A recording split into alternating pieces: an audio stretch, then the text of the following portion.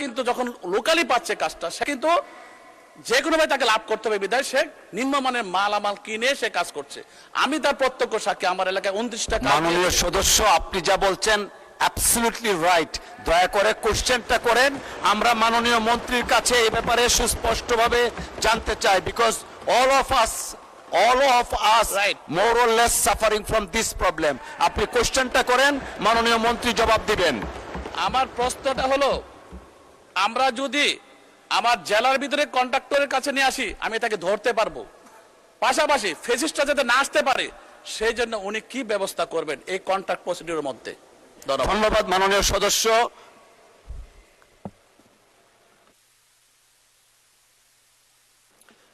মাননীয় মন্ত্রী দয়া করে যদি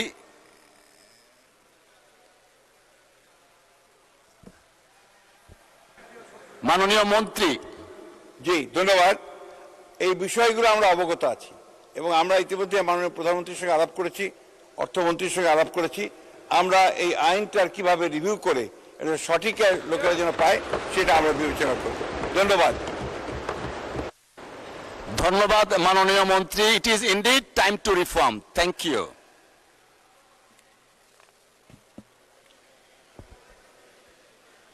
আমি এখন মাননীয় সদস্য হেলেন জেরিন খান, মহিলা আসন 9 তার জরুরি জনগুরুত্ব সম্পন্ন বিষয়ে মনোযোগ আকর্ষণের নোটিশ পড়ার জন্য আহ্বান জানাচ্ছি। বিসমিল্লাহির রহমানির রহিম। মাননীয় স্পিকার, আপনাকে অসংখ্য ধন্যবাদ। দীর্ঘ 19 বছর 7 মাস 10 দিন পর আবার এই মহান জাতীয় সংসদে আসার সুযোগ পেয়েছি, কথা বলতে পারছি। সেই কারণে মাননীয় প্রধানমন্ত্রীকে প্রতি কৃতজ্ঞতা জানাচ্ছি।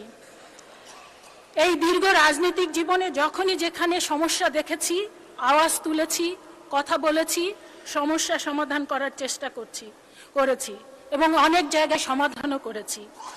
আজকে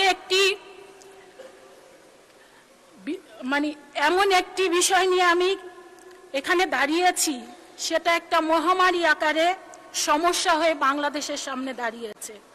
মাননীয় স্পিকার, আপনাকে আবারও ধন্যবাদ দিচ্ছি আমাকে অত্যন্ত গুরুত্বপূর্ণ, সমসাময়িক এবং জনস্বার্থ সংশ্লিষ্ট একটি বিষয়ে বক্তব্য দেওয়ার সুযোগ প্রদান করবার জন্য। আমরা এমন এক সময় অবস্থান করছি যখন তথ্য প্রযুক্তি ও কৃত্রিমতার দ্রুত বিকাশ আমাদের জীবনযাত্রা, অর্থনীতি, শিক্ষা, স্বাস্থ্যসেবা, ব্যবসা বাণিজ্য এবং রাষ্ট্র পরিচালনার প্রতিটি ক্ষেত্রে নতুন সম্ভাবনার দ্বার উন্মোচন করেছে। বাংলাদেশেও এ অগ্রযাত্রার অংশীদার। ডিজিটাল সেবার বিস্তার, মোবাইল ইন্টারনেটের প্রসার এবং সামাজিক যোগাযোগ মাধ্যমের ব্যাপক ব্যবহার নাগরিকদের তথ্য প্রাপ্তি ও মত প্রকাশের সুযোগ বৃদ্ধি করেছে।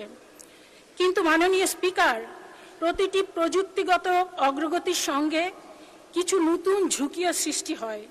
বর্তমানে সামাজিক যোগাযোগ মাধ্যম, ডিজিটাল প্ল্যাটফর্ম এবং এআই নির্ভর প্রযুক্তির অপব্যবহার জাতীয় ও আন্তর্জাতিক পর্যায়ে একটি গুরুতর উদ্বেগের কারণ হয়ে দাঁড়িয়েছে।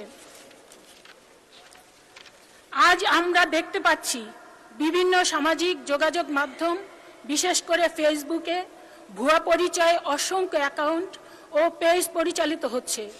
সংগঠিত বট নেটওয়ার্কের মাধ্যমে কৃত্রিমভাবে জনমত প্রভাবিত করার চেষ্টা করা হচ্ছে। বিভ্রান্তিকর, মিথ্যা ও যাচাইবিহীন তথ্য দ্রুত ছড়িয়ে দেওয়া হচ্ছে। এআই ব্যবহার করে ভুয়া ছবি, ভিডিও ও অডিও তৈরি করা হচ্ছে। ব্যক্তি, প্রতিষ্ঠান, রাজনৈতিক দল এবং রাষ্ট্রের বিরুদ্ধে উদ্দেশ্য প্রণোদিত অপপ্রচার পরিচালিত হচ্ছে।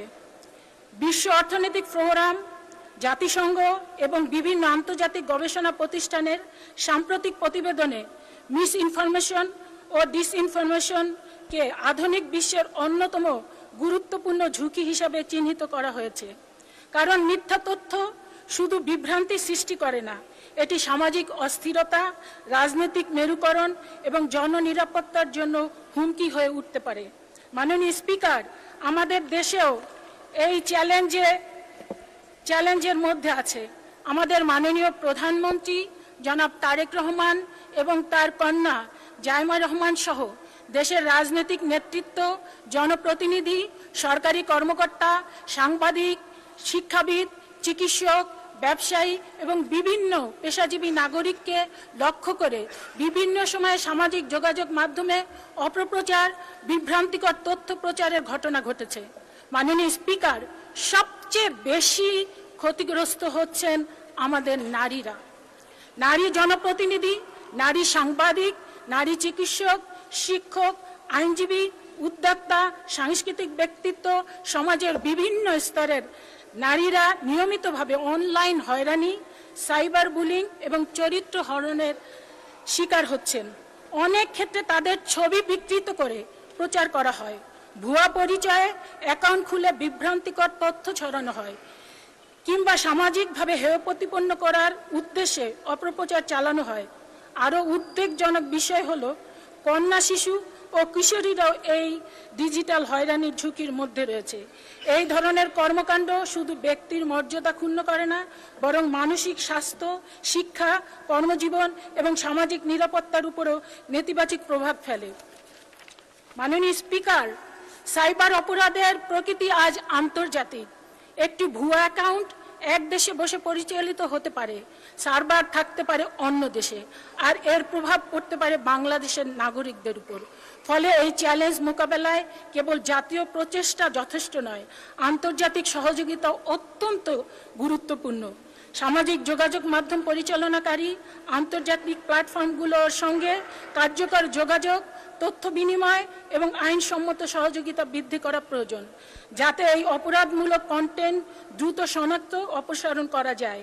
অপরাধীদের বিরুদ্ধে যথাযথ ব্যবস্থা গ্রহণ সম্ভব হয়। মাননীয় স্পিকার, আমি মনে করি বর্তমান বাস্তবতায় কয়েকটি বিষয়ে বিশেষ গুরুত্ব দেওয়া প্রয়োজন। প্রথমত, ভুয়া আইডি, সমন্বিত বট কার্যক্রম এবং এআই নির্ভর বিভ্রান্তিকর কন্টেন্ট শনাক্ত করার জন্য প্রযুক্তিগত সক্ষমতা আরও শক্তিশালী করতে হবে। দ্বিতীয়ত, সাইবার অপরাধ তদন্তকারী সংস্থা, মাননীয় সদস্য, আপনার প্রশ্ন বোধহয় আমার শেষ হয়ে যাবে, 1 মিনিটের মধ্যে। আপনি তো সমাধানে যাচ্ছেন। সক্ষমতা বৃদ্ধি করতে হবে। তৃতীয়ত, নারী ও শিশুদের জন্য নিরাপদ ডিজিটাল পরিবেশ নিশ্চিত করতে বিশেষায়িত সহায়তা ও দ্রুত প্রতিকার ব্যবস্থা আরো কার্যকর করতে হবে। মাননীয় সদস্য, may I humbly request you to take seat please. আপনার কোশ্চেন হয়েছে, উত্তর দিবেন মাননীয় মন্ত্রী। Please take your seat. Thank you. মাননীয় সদস্য, আপনাকে অসংখ্য ধন্যবাদ। মাননীয় স্বরাষ্ট্রমন্ত্রী জনাব সালাউদ্দিন আহমেদ, এই বিষয়ে আপনার বিবৃতি প্রদানের জন্য আহ্বান জানাচ্ছি। মাননীয় স্পিকার, আপনাকে ধন্যবাদ। এইরকম একটা প্রশ্নের অপেক্ষায় আমরা ছিলাম। আমরা এর জাতীয় গুরুত্ব সবাই অনুধাবন করেছি, এই জন্য সবাইকে ধন্যবাদ। কিছুদিন যাবৎ আমরা সবাই লক্ষ্য করছি বাংলাদেশের সরকারের প্রধান, তার স্ত্রী, তার কন্যা, আমারও আছে, আমারও স্ত্রী পুত্র কন্যাকে দিয়েছে, অনেকেরই গুরুত্বপূর্ণ রাজনৈতিক ব্যক্তিত্ব এবং সমাজের গুরুত্বপূর্ণ ব্যক্তি তাদের পরিবারের সদস্যদের নিয়ে অথবা রাজনৈতিকভাবে প্রতিপক্ষ বিবেচনায় যে সমস্ত কন্টেন্ট সামাজিক যোগাযোগ মাধ্যমে, ভার্চুয়াল মিডিয়ায় প্রকাশিত হচ্ছে স্বাধীনতার নামে এবং মত প্রকাশের স্বাধীনতার নামে, সেটা আসলেই মত প্রকাশের স্বাধীনতা কিনা সেটা পুনরায় সংজ্ঞায়িত করা দরকার। আমরা সেজন্য এই সামাজিক যোগাযোগ মাধ্যম বা যেটাতে আইনি ভাষায় আমরা বলছি cyber space, which includes everything, social communication media, virtual media সহ সব কিছু ইনক্লুড করা হবে এবং এই সংজ্ঞাগুলো নতুনভাবে সংজ্ঞায়িত হচ্ছে। এবং আজকে সকালেই এই বিষয়ে আমি একটা আইনি সংস্কার করার জন্য ড্রাফটে হাত দিয়েছি। তা আমি জানতাম না আজকে এই কোয়েশ্চেনটা এখানে আসবে, এবং এটা মন্ত্রণালয় হিসেবে তথ্য মন্ত্রণালয়ের বিষয় যেহেতু কোরিলেটেড, আর এখানে সংসদের একটা বিধি মোতাবেক কেউ না থাকলে আমার জবাব দেওয়ার একটা বিধান আছে, সেই জন্য মাননীয় চিফ হুইপ একটা চিঠি আপনাদের দিয়ে রাখছে। ওই হিসাবে বলছি, উদ্দেশ্য ও কারণ সম্বলিত প্যারার মধ্যে আমরা যেটা ড্রাফট করার চিন্তা করছি খসড়া, তার মধ্যে আমি শুধু কয়েকটা লাইন পড়ি। সাইবার স্পেসে গুজব, অপতথ্যের ক্রমবর্ধমান বিস্তার, কৃত্রিম বুদ্ধিমত্তা অর্থাৎ আর্টিফিশিয়াল ইন্টেলিজেন্স ব্যবহার করে বিভ্রান্তিকর, অপমানকর, বিরক্তিকর ও মানহানিকর কন্টেন্ট তৈরি এবং প্রচারের প্রবণতা, সামাজিক যোগাযোগ মাধ্যমে ক্ষতিকর কন্টেন্ট দ্রুত অপসারণের প্রয়োজনীয়তা এবং আন্তর্জাতিক প্রযুক্তি প্ল্যাটফর্মের ফর্মসমূহের সাথে অধিকতর কার্যকর সমন্বয়ের জন্য সাইবার সুরক্ষা আইনের একটা সংশোধনী আনতে হবে। সেটা সাইবার সুরক্ষা আইন 2026 নামে আমরা অবহিত করব। এর কতিপয় বিধান সংশোধন আমরা করব। তার মধ্যে এই যে গুজব, অপতথ্য, মানহানি, এরগুলো নতুন করে সংজ্ঞায়িত করা হবে। এছাড়া সাইবার স্পেসে এরূপ কন্টেন্টের প্রকাশ, প্রচার প্রতিরোধের জন্য একটা নতুন ধারার শাস্তির বিধান এখানে আনা হবে। আবার আন্তর্জাতিক প্ল্যাটফর্ম, প্রযুক্তি প্ল্যাটফর্ম সমূহের সাথে কার্যকর সমন্বয় এবং সময়সীমাভিত্তিক কন্টেন্ট অপসারণ ব্যবস্থা নিশ্চিত করার জন্য আর একটা নতুন বিধি সংযোজন করা হবে। কারণ এখন আমরা রিকোয়েস্ট করি, হয়তো 6 মাস পরে সেটা অপসারণ করে নাও করতে পারে, সেজন্য এটা আনা। আর এই যে রিপোর্টকৃত কন্টেন্টের অপসারণ প্রক্রিয়া অধিকতর কার্যকর এবং জবাবদিহিতামূলক করার জন্য সেখানে বিধান আনা হবে। এবং আইন শৃঙ্খলা রক্ষাকারী বাহিনীর পাশাপাশি সরকারের নিকট থেকে ক্ষমতাপ্রাপ্ত অন্যান্য সংস্থাকেও আমরা এবং বাহিনীকেও এই সমস্ত তথ্য উপাত্ত অপসারণ, ব্লক এবং স্থানান্তর করবার জন্য আমরা ব্যবস্থা রাখব। সেখানে আমরা অনেক অথরিটি আছে, জাতীয় সাইবার সুরক্ষা আইনের মহাপরিচালক আছে, প্রযোজ্য ক্ষেত্রে বিটিআরসি আছে, তাদেরকে আমরা এই ক্ষমতা দিতে পারি। এখানে বলে রাখি মাননীয় স্পিকার, জুয়া প্রতিরোধ আইন 1867 সনের আইন, সেই ব্রিটিশ আইন দিয়ে আমরা এখনো চলছি। সেইটা 1867 নতুন করে আশা করছি সংসদের এই সেশনে আইনটা আনতে পারবো, ফাইনাল স্টেজে আছি, জুয়া প্রতিরোধ আইন। সেই জায়গায় জুয়া, অনলাইন জুয়া, অফলাইন জুয়া, বিভিন্ন প্ল্যাটফর্ম এগুলো ব্যবহার করে যে অপরাধগুলো সংগঠিত হচ্ছে তার সাথে মাদকও জড়িত, ওয়েটিং জড়িত, এগুলো এখন আধুনিকায়ন করতে হবে। আমরা আরো অনেক আইন আনার চেষ্টা করছি। আইনি কাঠামোটা দাঁড় করা গেলে সেটা তখন প্রয়োগের ব্যাপার। প্রয়োগের ক্ষেত্রে তখন মিসইউজ হচ্ছে কিনা, অ্যাবিউজ হচ্ছে কিনা সেটা তখন দেখা যাবে, সংশোধনের মাধ্যমে যেতে হবে। কিন্তু আমরা আইনই আনি না মাননীয় স্পিকার।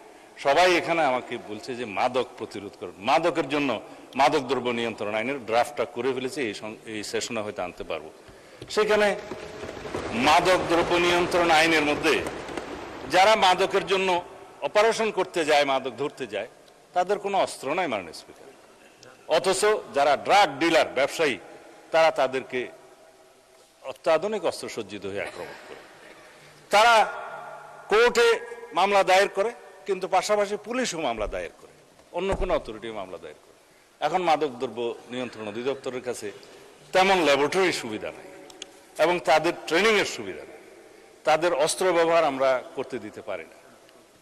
অধিকন্তু কিছু কিছু বিষয় আছে, আমার ডগ স্কোয়াড দরকার। যদি ডগ স্কোয়াড দিয়ে মাদক নিয়ন্ত্রণ করা যায়, শনাক্ত করা যায়, সেটা হচ্ছে উত্তম। কিন্তু সেই ডগ স্কোয়াড আমরা 2-1টা বাহিনীর কাছে আছে, যেমন পুলিশেরও একটা ডগ স্কোয়াড আছে, র্যাবের আছে, তারপরে অন্যান্য জায়গার আছে, এগুলো বলবো না, ডিফেন্স ফোর্সের আছে। কিন্তু মাদক দ্রব্য নিয়ন্ত্রণ যখন রিকুইজিশন দেবে, তারা আসবে, করবে, সেই আইনি ব্যবস্থাও নাই। সেই জন্য এখানে একটা ডগ স্কোয়াডের ব্যবস্থা করতে হবে।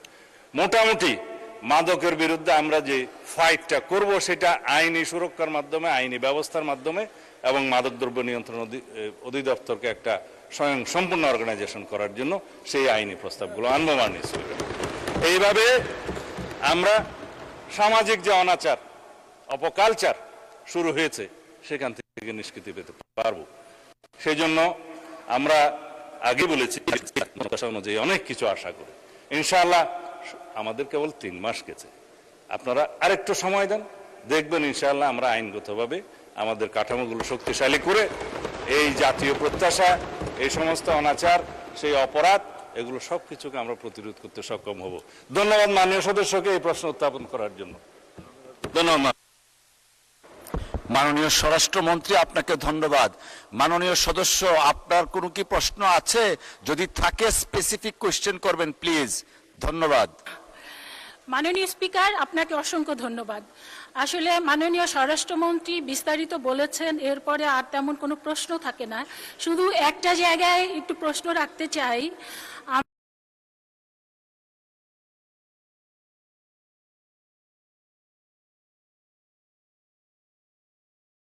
আমরা জানি যে আমাদের বিশেষ করে ফেসবুক কর্তৃপক্ষ মেটার সাথে অনেক সময় যোগাযোগ করলে আমরা দেখতে পাই যে মেটা কর্তৃপক্ষ অনেক শব্দ আছে, অনেক বিষয় আছে যেখানে যদি মনে করে যে নৈরাজ্য সৃষ্টি হবে, উত্তেজনা সৃষ্টি হবে, সেখানে তারা নতুন নতুন পদক্ষেপ নিয়ে থাকে।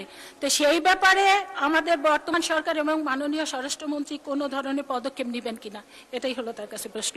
আমি আবারও মাননীয় স্বরাষ্ট্রমন্ত্রীকে অসংখ্য ধন্যবাদ জানাই বিস্তারিত প্রশ্নের উত্তর দেওয়ার জন্য। মাননীয় স্পিকার, আপনাকে অসংখ্য ধন্যবাদ। ধন্যবাদ মাননীয় সদস্য। মাননীয় স্বরাষ্ট্রমন্ত্রী, মেটা সংক্রান্ত কোশ্চেন, যে মেটা উত্তর দেয় না, এই সংক্রান্ত কোশ্চেন আপনি যদি জবাব দিতে পারেন প্লিজ। ফেসবুকের মেটা। মাননীয় স্পিকার, আমাদের পার্শ্ববর্তী দেশে তারা আইনি সুরক্ষার মাধ্যমে এমন বিধান করেছে, মেটা 24 আওয়ার্সে তাদেরকে অ্যাকশন নিতে বাধ্য করেছে। কিন্তু আমাদের বিটিআরসি এবং এই সংশ্লিষ্ট সাইবার আইনে সেই বিধানটা নাই। আপনি মনে হয় লক্ষ্য করেছেন, আমি জবাব দেওয়ার সময় বলেছি যে আন্তর্জাতিক প্রযুক্তি প্ল্যাটফর্মগুলোকে আমরা আরও সমন্বয় করব, সমন্বয় করে এই সমস্ত ক্ষতিকর কন্টেন্ট অপসারণের বিষয়টা একটা সময় নির্ধারণ করে দেব, যে এই সময়ের ভিতরে এই কন্টেন্টগুলো অপসারণ করতে হবে, সেই বিষয়টা আমরা আইনে রাখবো। যেহেতু এখনো পর্যন্ত আইনি বিধান নাই, তাদেরকে আমরা রিকোয়েস্ট পাঠালে, বিটিআরসি থেকে রিকোয়েস্ট পাঠালে আমরা বিভিন্ন অথরিটির কাছ থেকে বিটিআরসিতে দিই, বিটিআরসি সেটা ব্যবস্থা নিতে পারে না। তখন এই মেটা বলেন বা টুইট বলেন, আরো যারা বলেন, তারা বলে যে তোমাদের তো আইনটা ঠিকমতো নাই, সুতরাং আইনি কভার না থাকলে সেটা প্রেশার দেওয়া যায় না। সেই বিধানটা করবো মাননীয় স্পিকার, আমরা সেই আইনটা নিয়ে আসলে আপনারা দেখবেন। ধন্যবাদ। ধন্যবাদ মাননীয় স্বরাষ্ট্রমন্ত্রী। মাননীয় সদস্যবৃন্দ, সংসদের বৈঠক আগামীকাল 16 জ্যৈষ্ঠ 14